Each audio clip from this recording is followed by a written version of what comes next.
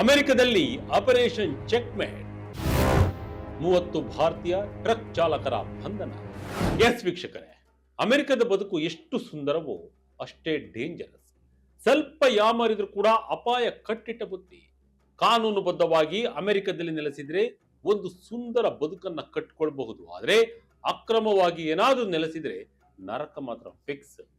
ಅಲ್ಲಿನ ಕಾನೂನು ಒಂದು ಸಾರಿ ನಿಮ್ಮನ್ನ ಹಿಡಿದ್ರೆ ನೀವು ಜೀವನ ಪೂರ್ತಿ ಮತ್ತೆ ಅದೇ ದೇಶದ ಮುಖ ನೋಡಕ್ಕೆ ಆಗಲ್ಲ. ಎಸ್, ಅಮೆರಿಕದ ಇಮಿಗ್ರೇಷನ್ ಇಲಾಖೆ ಇವತ್ತು ಒಂದು ಭೀಕರ ಕಾರ್ಯಾಚರಣೆ ನಡೆಸಿದೆ. ಅದಕ್ಕೆ ಇಟ್ಟಿರುವ ಹೆಸರೇ ಆಪರೇಷನ್ ಚೆಕ್ಮೇಟ್.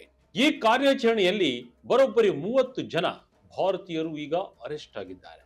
ಇವರೆಲ್ಲರೂ ಅಮೆರಿಕದಲ್ಲಿ ಅಕ್ರಮವಾಗಿ ನೆಲೆಸಿದಷ್ಟೇ ಅಲ್ಲ, ಅಲ್ಲಿನ ರಸ್ತೆಗಳಲ್ಲಿ ಭಾರಿ ಗಾತ್ರದ ಕಮರ್ಷಿಯಲ್ ಟ್ರಕ್ ಗಳನ್ನ ಓಡಿಸ್ತಾ ಇದ್ರು. ಇದೀಗ 30 ಭಾರತೀಯರಿಗೆ ಗಡಿಪಾರು ಭೀತಿ ಶುರುವಾಗಿದೆ. ಹಾಗಾದ್ರೆ ಏನಿದು ಆಪರೇಷನ್ ಚೆಕ್ಮೇಟ್?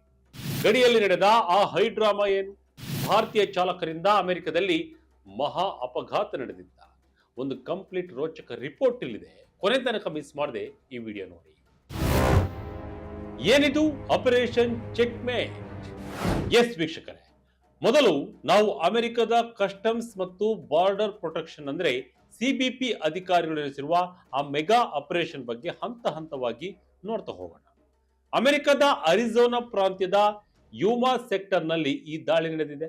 ಈ ಆಪರೇಷನ್ ಚೆಕ್ಮೇಟ್ ನ ಮುಖ್ಯ ಉದ್ದೇಶವೇ ಇಷ್ಟೇ: ಅಕ್ರಮವಾಗಿ ಅಮೆರಿಕಕ್ಕೆ ನುಸುಳಿ ಅಲ್ಲಿನ ರಸ್ತೆಗಳಲ್ಲಿ ಪರವಾನಗಿ ಇಲ್ಲದೆಯೇ ದೊಡ್ಡ ದೊಡ್ಡ ಲಾರಿಗಳನ್ನ ಮತ್ತು ಬಸ್ಗಳನ್ನ ಓಡಿಸ್ತಿರುವವರನ್ನ ಪತ್ತೆ ಹಚ್ಚುವುದು. ಈ ಕಾರ್ಯಾಚರಣೆಯಲ್ಲಿ ಒಟ್ಟು 52 ಜನರನ್ನ ಅರೆಸ್ಟ್ ಮಾಡಲಾಗಿದೆ. ಇದರಲ್ಲಿ 36 ಜನ ಟ್ರಕ್ ಡ್ರೈವರ್ಗಳಾಗಿದ್ದು, ಅಚ್ಚರಿಯ ವಿಷಯ ಅಂದ್ರೆ ಆ 36 ಚಾಲಕರಲ್ಲಿ ಬರೋಬ್ಬರಿ 30 ಮಂದಿ ನಮ್ಮ ಭಾರತೀಯರೇ ಇದ್ದಾರೆ. ಉಳಿದ 6 ಜನ ಮೆಕ್ಸಿಕೋ, ಎಲ್ ಸಾಲ್ವಡಾರ್ ಮತ್ತು ರಷ್ಯಾ ದೇಶದವರು. ವೀಕ್ಷಕರೇ, ಯೋಚನೆ ಮಾಡಿ, ಇವರೆಲ್ಲರೂ ಕ್ಯಾಲಿಫೋರ್ನಿಯಾ, ನ್ಯೂಯಾರ್ಕ್, ವಾಷಿಂಗ್ಟನ್ ಮತ್ತು ವರ್ಜಿನಿಯಾ ರಾಜ್ಯಗಳ ಫೇಕ್ ಡ್ರೈವಿಂಗ್ ಲೈಸೆನ್ಸ್ ಇಟ್ಕೊಂಡು ಅಮೆರಿಕದ ಹೈವೇಗಳಲ್ಲಿ ಟ್ರಕ್ ಅನ್ನ ಓಡಿಸ್ತಾ ಇದ್ರು. ಜೋ ಬೈಡನ್ ಕಾಲದ ಡಾಕ್ಯುಮೆಂಟ್ ಈಗ ವೇಸ್ಟ್. ಅಮಾನ್ಯಗೊಂಡ ವೀಸಾ ಇಟ್ಟುಕೊಂಡಿದ್ದ ಚಾಲಕರು. ವೀಕ್ಷಕರು, ಇವರೆಲ್ಲರೂ ಅಮೆರಿಕಕ್ಕೆ ಬಂದಿದ್ದು ಹೇಗೆ ಗೊತ್ತಾ? ಇವರಲ್ಲಿ ಬಹುತೇಕರು ಕಳೆದ ಜೋ ಬೈಡನ್ ಆಡಳಿತದ ಅವಧಿಯಲ್ಲಿ ಎಂಪ್ಲಾಯ್ಮೆಂಟ್ ಆಥರೈಸೇಷನ್ ಅಂದ್ರೆ ಕೆಲಸ ಮಾಡಲು ಅನುಮತಿ ನೀಡುವ ಪತ್ರಗಳನ್ನ ಪಡೆದುಕೊಂಡಿದ್ರು. ಆದರೆ ಈಗ ಅಮೆರಿಕದಲ್ಲಿ ಸರ್ಕಾರ ಬದಲಾಗಿದೆ, ನಿಯಮಗಳು ಕಠಿಣವಾಗಿವೆ. ಆ ಹಳೆಯ ಪತ್ರಗಳು ಈಗ ಅಕ್ಷರಶಃ ಅಮಾನ್ಯಗೊಂಡಿವೆ. ಆದರೂ ಈ ಭಾರತೀಯರು ಅದೇ ಹಳೆಯ ಪತ್ರಗಳನ್ನ ತೋರಿಸಿ ಪೊಲೀಸರ ಕಣ್ಣಿಗೆ ಮಣ್ಣೆರಚ್ತಾ ಇದ್ರು. ಆಪರೇಷನ್ ಚೆಕ್ಮೇಟ್ ಅಂದ್ರೆ ಅದು ನಮ್ಮ ರಸ್ತೆಗಳನ್ನ ಮತ್ತು ಸಮುದಾಯಗಳನ್ನ ಅಕ್ರಮ ಚಾಲಕರಿಂದ ರಕ್ಷಿಸುವ ಒಂದು ಪಣ ಅಂತ ಯೂಮಾ ಸೆಕ್ಟರ್ ನ ಚೀಫ್ ಆಫೀಸರ್ ಡಸ್ಟಿನ್ ಡಬ್ಲ್ಯೂ ಕಾಡಲ್ ಗುಡುಗಿದ್ದಾರೆ. ಅಮೆರಿಕದ ಸಾರಿಗೆ ಇಲಾಖೆ ಇವತ್ತು ಒಂದು ಕಟ್ಟುನಿಟ್ಟಿನ ನಿಯಮವನ್ನು ತಂದಿದೆ. ಯಾವುದೇ ವಿದೇಶಿ ಚಾಲಕನಿಗೆ ಸರಿಯಾದ ಅರ್ಹತೆ ಇಲ್ಲದಿದ್ರೆ ಅವನಿಗೆ ಲೈಸೆನ್ಸ್ ಕೊಡಬೇಡಿ ಅಂತ.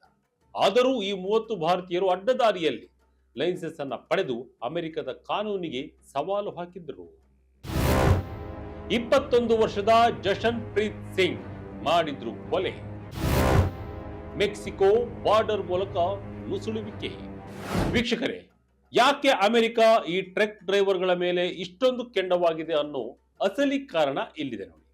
ಕಳೆದ ಕೆಲವು ತಿಂಗಳಲ್ಲಿ ಭಾರತೀಯ ಮೂಲದ ಟ್ರಕ್ ಚಾಲಕರಿಂದ ಅಮೆರಿಕದಲ್ಲಿ ಸಾಲು ಸಾಲು ಭೀಕರ ಅಪಘಾತಗಳು ನಡೆದಿವೆ.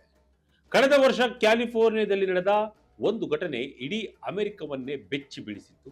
21 ವರ್ಷದ ಜಶನ್ ಪ್ರೀತ್ ಸಿಂಗ್ ಎನ್ನುವ ಯುವಕ ಅತಿ ವೇಗವಾಗಿ ಲಾರಿ ಓಡಿಸಿ 3 ಅಮಾಯಕರನ್ನ ಕೊಂದು ಹಾಕಿದ್ದ. ತನಿಖೆಯ ವೇಳೆ ಬಯಲಾದ ಸತ್ಯ ಕೇಳಿದ್ರೆ ನೀವು ಅಕ್ಷರಶಃ ದಂಗಾಗ್ತೀರಿ. ಈ ಜಶನ್ ಪ್ರೀತ್ ಸಿಂಗ್ 2022ರಲ್ಲಿ ಮೆಕ್ಸಿಕೋ ಬಾರ್ಡರ್ ಮೂಲಕ ಅಕ್ರಮವಾಗಿ ಅಮೆರಿಕಕ್ಕೆ ನುಸುಳಿದ್ದ. ಅಷ್ಟೇ ಅಲ್ಲ, ಅಪಘಾತದ ಸಮಯದಲ್ಲಿ ಈತ ಕುಡಿದು ಅಮಲಿನಲ್ಲಿ ಲಾರಿ ಓಡಿಸುತ್ತಿದ್ದ ಅಂತಲೂ ಸಾಬೀತಾಗಿದೆ.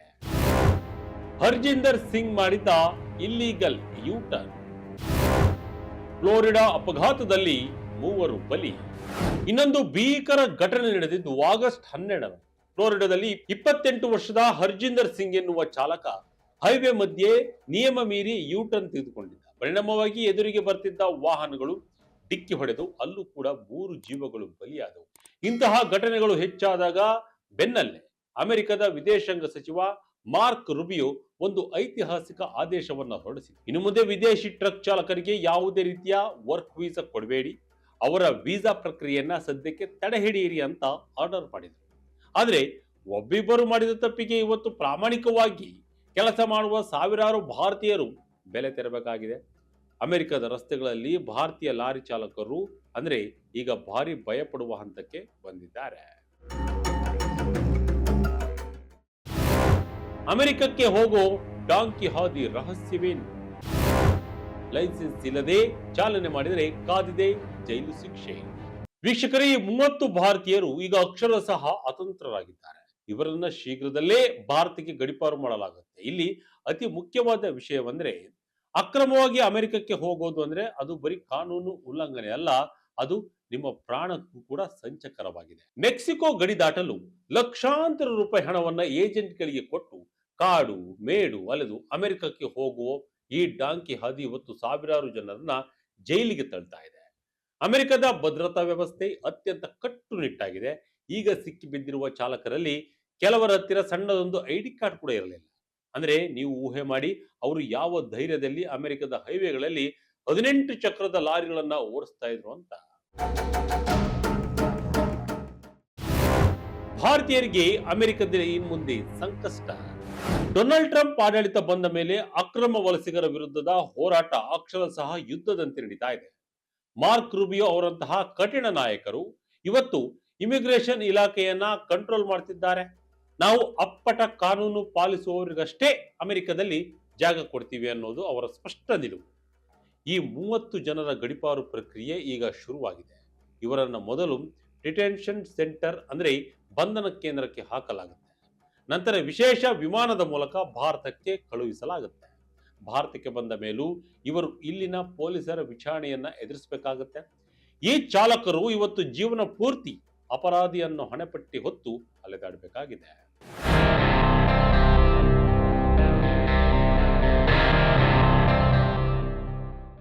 ಒಟ್ಟಾರೆಯಾಗಿ ಹೇಳುವುದಾದ್ರೆ, ಅಮೆರಿಕದಲ್ಲಿ ನಡೆದ ಈ ಆಪರೇಷನ್ ಚೆಕ್ಮೇಟ್ ಕಾರ್ಯಾಚರಣೆ ಅಕ್ರಮವಾಗಿ ವಿದೇಶಕ್ಕೆ ನುಸುಳುತ್ತಿರುವ ಪ್ರತಿಯೊಬ್ಬರಿಗೂ ಒಂದು ದೊಡ್ಡ ಎಚ್ಚರಿಕೆಯ ಗಂಟೆಯಾಗಿದೆ.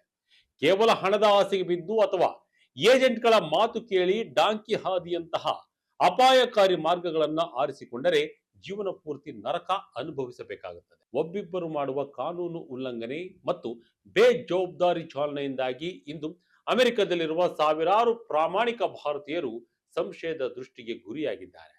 ಡೊನಾಲ್ಡ್ ಟ್ರಂಪ್ ಆಡಳಿತದಲ್ಲಿ ಅಕ್ರಮ ವಲಸಿಗರ ವಿರುದ್ಧದ ಕ್ರಮಗಳು ಇನ್ನಷ್ಟು ಕಠಿಣವಾಗುತ್ತಿದ್ದು, ಕಾನೂನು ಪಾಲಿಸುವವರಿಗಷ್ಟೇ ಅಲ್ಲಿ ಗೌರವ ಸಿಗಲಿದೆ. ಹಾಗಾಗಿ ವಿದೇಶಕ್ಕೆ ಹೋಗುವ ಹಂಬಲ ಇರುವವರು ಕಡ್ಡಾಯವಾಗಿ ಕಾನೂನುಬದ್ಧ ಹಾದಿಯನ್ನೇ ಆರಿಸಿಕೊಳ್ಳಬೇಕಾಗಿದೆ.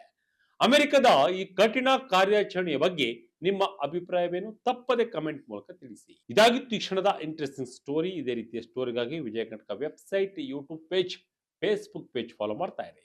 ಧನ್ಯವಾದಗಳು.